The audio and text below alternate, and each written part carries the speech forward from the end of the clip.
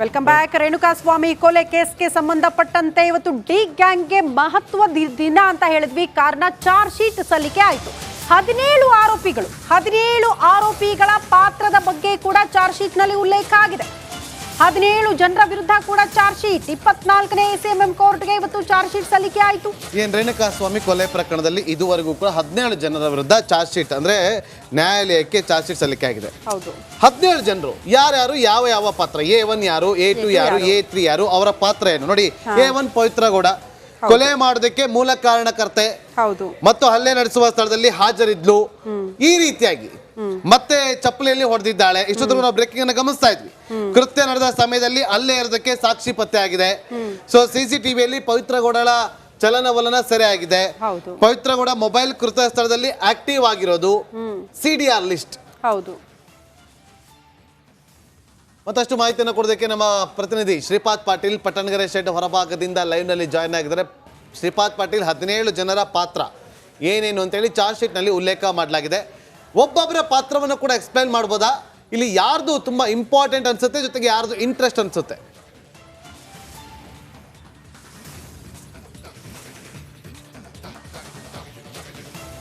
ನಾಗೇಂದ್ರ ಬಾಬು, ಮುಖ್ಯವಾಗಿ ಈ ಕೊಲೆಯ ಸಂಚು ಮತ್ತು ಕೊಲೆ ಮಾಡಬೇಕು, ಆತನಿಗೆ ಶಿಕ್ಷೆಯನ್ನ ಕೊಡಿಸ್ಬೇಕು ಅಥವಾ ಅವನಿಗೊಂದು ಗತಿ ಕಾಣಿಸ್ಬೇಕು ಅಂತ ಆರಂಭ ಆಗಿದ್ದೇ ಪವಿತ್ರ ಗೌಡ ಇಂದ ಅನ್ನುವಂಥದ್ದು ಚಾರ್ಜ್ ಶೀಟ್ನಲ್ಲಿ ಬಹಳ ಸ್ಪಷ್ಟವಾಗಿ ಉಲ್ಲೇಖ ಆಗಿದೆ.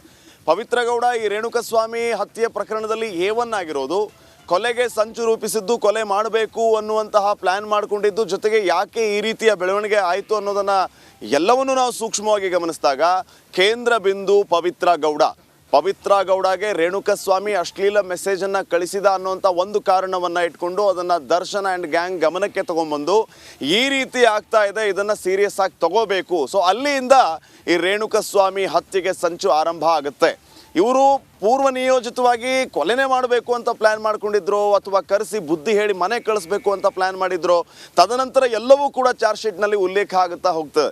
ಮೊದಲನೇದಾಗಿ ಪವಿತ್ರ ಗೌಡ ಯಾವ ರೀತಿ ಇಲ್ಲಿ ರೇಣುಕಾಸ್ವಾಮಿಯ ಅಶ್ಲೀಲ ಸಂದೇಶದ ವಿಚಾರವನ್ನು ಕೇಂದ್ರೀಕೃತವಾಗಿ ಇಟ್ಕೊಂಡು ಅಲ್ಲಿಂದ ಸಂಚು ಯಾವ ರೀತಿ ಆರಂಭ ಆಯಿತು. ಇನ್ನು A2 ಕೊಲೆಗೆ ಸಂಚು ರೂಪಿಸಿದ್ದು, ಕೊಲೆಯ ಸಂದರ್ಭದಲ್ಲಿ ಇದ್ದದ್ದು, ಕೊಲೆಯಾದ ನಂತರ ತನ್ನ ಮೇಲೆ ಬರದಂತೆ ದುಡ್ಡಿನ ವ್ಯವಸ್ಥೆಯನ್ನು ಕೂಡ ಮಾಡಿದ್ದು ಕೂಡ ಇಲ್ಲಿ ಖಾತ್ರಿ ಆಗ್ತಾ ಇದೆ. ಚಾರ್ಜ್ ಶೀಟ್ನಲ್ಲಿ ಇದರ ಬಗ್ಗೆಯೂ ಕೂಡ ಕ್ಲಿಯರ್ ಆಗಿ ಉಲ್ಲೇಖ ಆಗಿದೆ ಅನ್ನುವಂಥದ್ದನ್ನು ನಾವಿಲ್ಲಿ ಗಮನಿಸಬೇಕಾಗುತ್ತೆ. ಇದರ ಜೊತೆಗೆ ಈ ರೇಣುಕಾಸ್ವಾಮಿ ಹತ್ಯೆ ಪ್ರಕರಣದ ವಿಚಾರಕ್ಕೆ ಸಂಬಂಧಪಟ್ಟಂತೆ ಈ ಡಿ ಗ್ಯಾಂಗ್ನಲ್ಲಿ ಅಂದರೆ ದರ್ಶನ್ಗೆ ಯಾರೆಲ್ಲ ಸಹಾಯ ಮಾಡಿದ್ರು, ಯಾವ ಕಾರಣಕ್ಕಾಗಿ ಸಹಾಯ ಮಾಡಿದ್ರು, ಯಾರ ಅಣತಿಯಂತೆ ಇವರ ಕೆಲಸ ಆಯಿತು ಅನ್ನೋದನ್ನು ಕೂಡ ನಾವಿಲ್ಲಿ ಸ್ಪಷ್ಟವಾಗಿ ಗಮನಿಸಬೇಕಾಗುತ್ತೆ.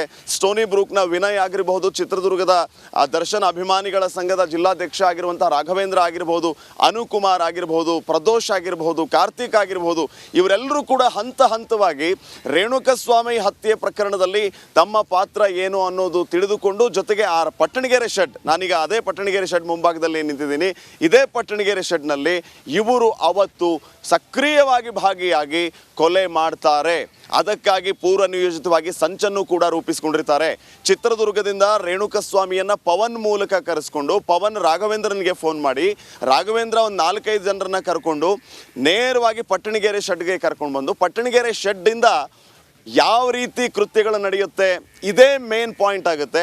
ಪಟ್ಟಣಗೆರೆ ಶೆಡ್ಗೆ ಬರ್ತಾ ಇದ್ದಂಗೆ ಇದೇ ಗ್ಯಾಂಗ್ ದರ್ಶನ್ಗೆ ಇನ್ಫಾರ್ಮ್ ಮಾಡುತ್ತೆ. ದರ್ಶನ್ ಪಬ್ಬಲ್ಲಿ ಕೂತಿರುವಾಗ ಪಬ್ನಿಂದ ನೇರವಾಗಿ ಪಟ್ಟಣಗೆರೆ ಶೆಡ್ಗೆ ಬಂದು ಇಲ್ಲಿ ಈ ರೀತಿಯ ಏನೆಲ್ಲ ಅನ್ಕೊಂಡಿರ್ತಾರೋ ಆ ಕೃತ್ಯ ಎಸಗಿದ ನಂತರ ತಿರ್ಗಾ ಮತ್ತೆ ಪಬ್ಗೆ ಹೋಗಿ ಪಬ್ನಿಂದ ಬನಶಂಕರಿಯ ವಿಜಯಲಕ್ಷ್ಮಿ ಅವ್ರ ಮನೆಗೆ ಹೋಗಿ ತದನಂತರ ಈ ಶವವನ್ನು ವಿಲೇವಾರಿ ಮಾಡೋದಕ್ಕೆ ಡೀಲ್ ಕೂಡ ಮಾಡಿಕೊಂಡು ಇಲ್ಲಿಂದ ಅದನ್ನು ಸುಮ್ನಹಳ್ಳಿ ಬ್ರಿಡ್ಜ್ಗೆ ದಾಟಿಸುವಂಥ ಕೆಲಸ ಯಾವ ರೀತಿ ಆಗುತ್ತೆ. ಇದರಲ್ಲಿ ಹಂತ ಹಂತವಾಗಿ ಯಾರೆಲ್ಲ ಭಾಗಿಯಾಗಿದ್ರು ಅನ್ನೋದಕ್ಕೆ ತಾಂತ್ರಿಕವಾಗಿ, ವೈಜ್ಞಾನಿಕವಾಗಿ, ಸಾಂದರ್ಭಿಕವಾಗಿ ಎಲ್ಲವೂ ಕೂಡ ಈಗ ಪೂರಕ ಸಾಕ್ಷಿಗಳು ಸಿಕ್ಕಿದೆ. ಆ ಸಾಕ್ಷಿಗಳನ್ನು ಚಾರ್ಜ್ ಶೀಟ್ನಲ್ಲಿ ಪಿನ್ ಟು ಪಿನ್ ಉಲ್ಲೇಖ ಮಾಡಲಾಗಿದೆ. ಸೊ ಈ ಎಲ್ಲ ವಿಚಾರಗಳು ಈಗ ದರ್ಶನ್ ಆ್ಯಂಡ್ ಗ್ಯಾಂಗ್ಗೆ ಸಂಕಷ್ಟ ತಂದಿಡ್ತಾ ಇವೆ. ಅದರಲ್ಲಿ ಮುಖ್ಯವಾಗಿ ನಾವು ಒಂದು ವಿಚಾರವನ್ನು ಇಲ್ಲಿ ಗಮನಿಸಬೇಕಾಗುತ್ತೆ.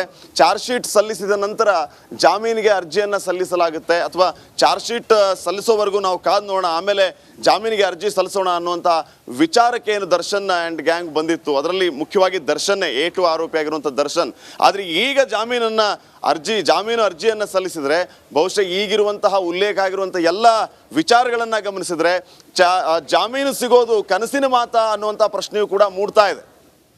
ಓಕೆ ಶ್ರೀಪಾದ, ಮತ್ತೆ ನಿಮ್ಮನ್ನ ಸಂಪರ್ಕ ಮಾಡ್ತೀವಿ. ಹಾಗೆ ಸಂಪರ್ಕದಲ್ಲಿ ನೋಡಿ, ಈಗ 17 ಜನ ಆರೋಪಿಗಳ ಪಾತ್ರ ಏನು, ಅವ್ರು ಏನು ಮಾಡಿದ್ರು, ಯಾವ ರೀತಿಯಾಗಿ ಪ್ರಚೋದನೆ ಕೊಟ್ಟಿದ್ರು, ಯಾರು ಪ್ರಚೋದನೆ ಕೊಟ್ಟರು, ಆ ಎಲ್ಲ ವಿಚಾರಗಳು ಕೂಡ ಈಗ ರಿಪಬ್ಲಿಕ್ ಕನ್ನಡಕ್ಕೆ ಲಭ್ಯವಾಗಿದೆ. ಅಂದರೆ ಚಾರ್ಜ್ ಶೀಟ್ನಲ್ಲಿ 17 ಜನ ಆರೋಪಿಗಳ ಪಾತ್ರದ ಬಗ್ಗೆ ಉಲ್ಲೇಖ ಆಗಿದೆಯಲ್ಲ, A1 ಏನೇನು, A2 ಏನೇನು, A3 ಏನೇನು ಅಂತೇಳಿ, ಆ ಅಂಶವೂ ಕೂಡ ರಿಪಬ್ಲಿಕ್ ಕನ್ನಡಕ್ಕೆ ಲಭ್ಯ ಆಗಿದೆ.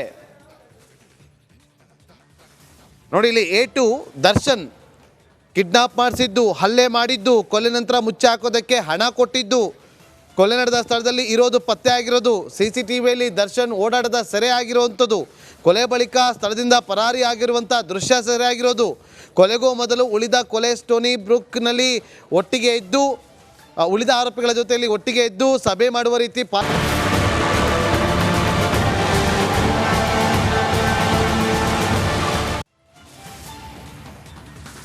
ಹಲೋ ನಮಸ್ಕಾರ, ನೀವು ನೋಡ್ತಾ ಇದ್ದೀರಾ ರಿಪಬ್ಲಿಕ್ ಕನ್ನಡ.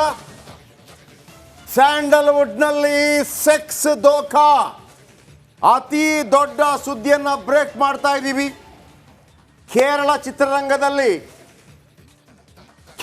ಚಿತ್ರರಂಗದಲ್ಲಿ ಹೇಗೆ ಸಿನಿಮಾದಲ್ಲಿ ಅವಕಾಶ ಸಿಗಬೇಕು ಅಂತಂದ್ರೆ ಮಂಚ ಏರಬೇಕು ಅನ್ನುವಂಥ ವಿಚಾರ ದೊಡ್ಡ ಮಟ್ಟದಲ್ಲಿ ಸೆನ್ಸೇಷನ್ ಕ್ರಿಯೇಟ್ ಮಾಡ್ತಾ ಇದೆ.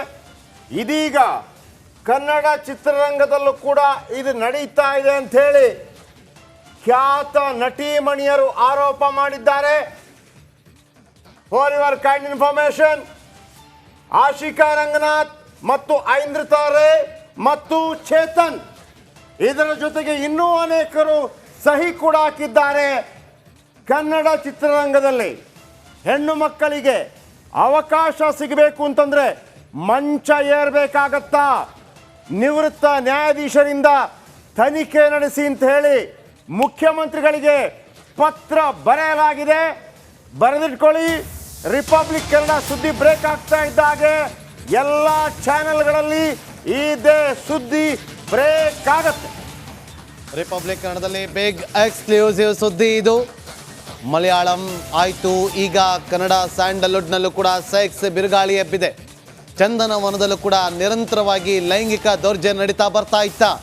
ಇದು ಸ್ಯಾಂಡಲ್ವುಡ್ನಲ್ಲಿ ಬಿರುಗಾಳಿ ಎಬ್ಬಿಸುವಂತಹ ಸುದ್ದಿ ನಿರಂತರವಾಗಿ ನಡೆದು ಬರ್ತಾ ಇದೆಯಂತೆ. ಈ ವಿಚಾರ ಸಹಿ ಹಾಕಿದ ಪತ್ರ ಸಿಎಂಗೆ ತಲುಪಿಸಿರುವಂತ ಕೆಲಸವನ್ನ ಮಾಡಲಾಗಿದೆ. ಸ್ವತಃ ನಟ ಮತ್ತು ನಟಿಯರು, ಟೆಕ್ನಿಷಿಯನ್ಸ್ಗಳು ಸ್ವತಃ ನಮ್ಮ ಬಳಿ ಆರೋಪ ಮಾಡಿದ್ದಾರೆ. ಜೊತೆಗೆ ಎಕ್ಸ್ಕ್ಲೂಸಿವ್ ಇಂಟರ್ವ್ಯೂ ನಮ್ಮ ಬಳಿ ಇದೆ. ಆಶಿಕಾ ರಂಗನಾಥ್ ಮತ್ತು ಐಂದ್ರಿತಾ ರೇ ಸ್ವತಃ ರಿಪಬ್ಲಿಕ್ ಕನ್ನಡಕ್ಕೆ ಈ ವಿಚಾರವನ್ನ ಒಪ್ಕೊಂಡಿದ್ದಾರೆ, ಸಹಿ ಮಾಡಿರುವ ವಿಚಾರವನ್ನ ಒಪ್ಕೊಂಡಿದ್ದಾರೆ.